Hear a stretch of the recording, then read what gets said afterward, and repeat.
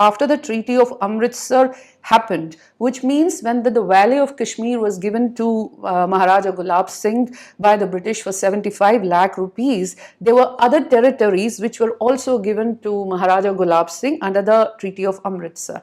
And one of the territory was Gilgit. Now, interestingly, before 1846, 25 years before that, Gilgit had seen 5 different bloody dynastic changes.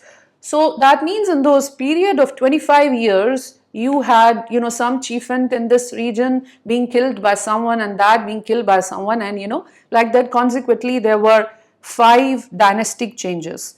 So when the Dogras came in, the Dogras got Gilgit from the Sikhs. The Sikhs, because Sikhs were ruling over Kashmir for over 2 decades when the Treaty of Amritsar was signed. So the Sikhs were present in Gilgit. And, after the Sikhs, it's the Dogras who came to Gilgit. So the Dogras didn't inherit a very happy place. They actually inherited very turmoiled frontiers. And it's very important to understand that, because these frontiers, they were actually a very geostrategic spot even at that point of time, because it was at Gilgit that the British Empire, the Russian Empire, and the Chinese, it was a tri-junction between these.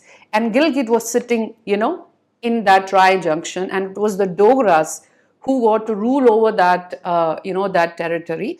And around Gilgit, there were various other small territories, like Chitral was there, Yasin was there, Hunza, Nagar was there. So these frontiers, they were always in turmoil. So some of the other conflict, internal fights, and, son killing father and father killing son and cousins killing each other, for power. So the Dogras didn't really inherit a very happy place. They actually inherited a very turmoiled place from the Sikhs.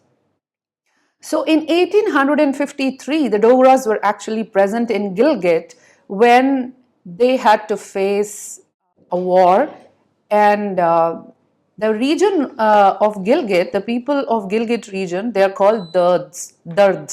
So Dards are, the people of the wider region. So that means the people of Gilgit, Hunza, Nagar, Chitral, Yasin, they are generally called Dards. So, and this region is generally called Dardistan.